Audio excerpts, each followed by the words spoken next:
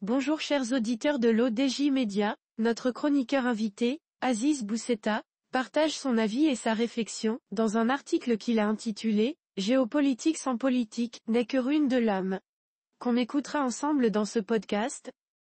L'auteur entame sa présentation du sujet en disant « Dans ce monde actuel qui est le nôtre, les lignes bougent et les alliances se font et se défont, se déforment pour se réformer, sous d'autres aspects et selon les intérêts nouveaux.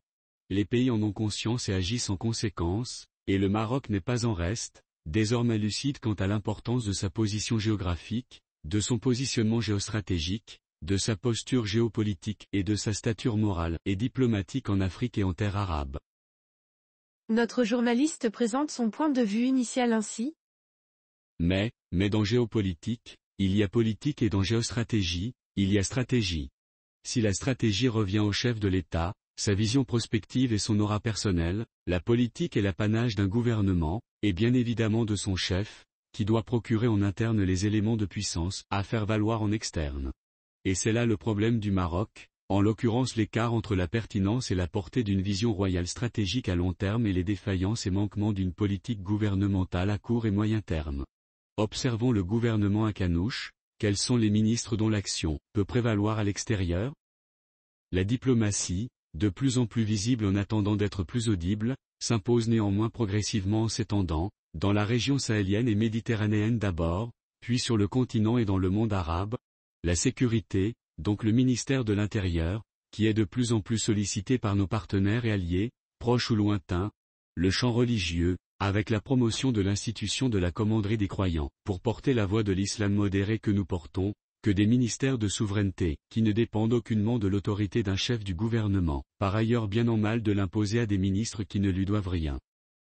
En dehors de cela, et hors les ministères détenus par les deux autres chefs de parti que sont Nizar Baraka et Abdelatif Wabi, de la grisaille, soit en raison de la médiocrité de leurs titulaires soit pour les coups, bas ou fourrés, assénés par les équipes d'un RNI dominateur, qui ne peut souffrir un ministre puisse luire sans lui nuire. Prenons l'Afrique. Le roi Mohamed VI a effectué depuis son accession au trône une cinquantaine de voyages, qui l'ont mené dans une trentaine de pays sur le continent, commençant par l'Afrique de l'Ouest francophone puis s'étendant en Afrique de l'Est, en Afrique australe, centrale. Plus d'1 millier d'accords de partenariat ont été conclus lors de ces visites.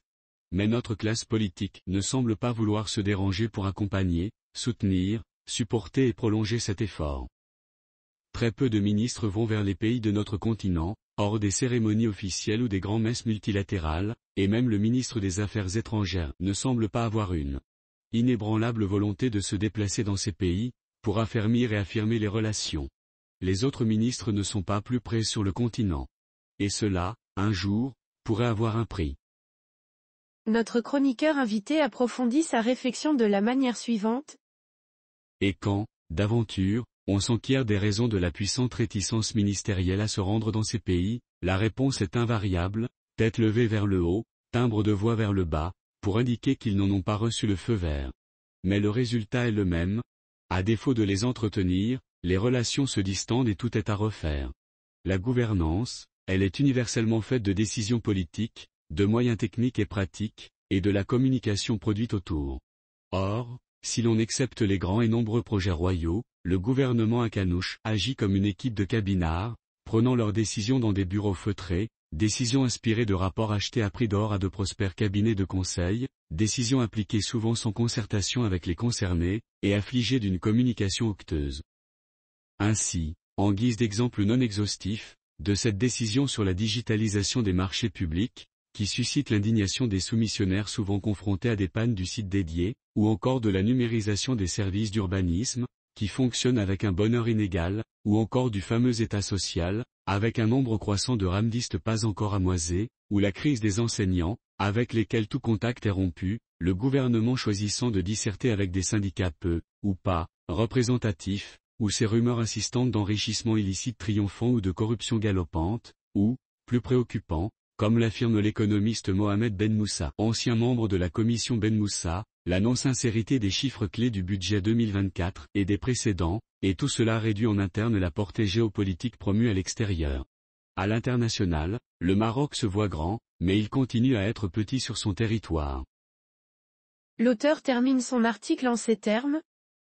Un gouvernement doit être fort et présent pour imprimer sa marque à la société.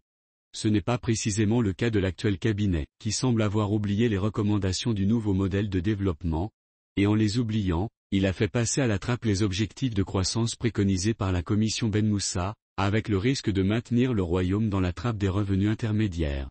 Un PIB éthique de 130 milliards de dollars ne permet pas de peser sur la scène internationale. Pour cela, il faut être plus riche et plus puissant, ce qui nécessite de créer de la richesse, elle-même produite par les entreprises et l'emploi pour tous, ou le maximum. Le gouvernement à canouche, qui pêche par manque de posture politique, n'en prend pas le chemin et, ce faisant, ou plutôt en ne faisant pas, il obère les ambitions géopolitiques du royaume. Rédigé par Aziz Bousseta. Merci d'avoir écouté ce podcast de l'ODJ Media. N'oubliez pas de vous inscrire sur notre newsletter quotidienne à partir du portail lodj.ma. Alors, on se dit au prochain podcast de nos chroniqueurs invités, et à très bientôt.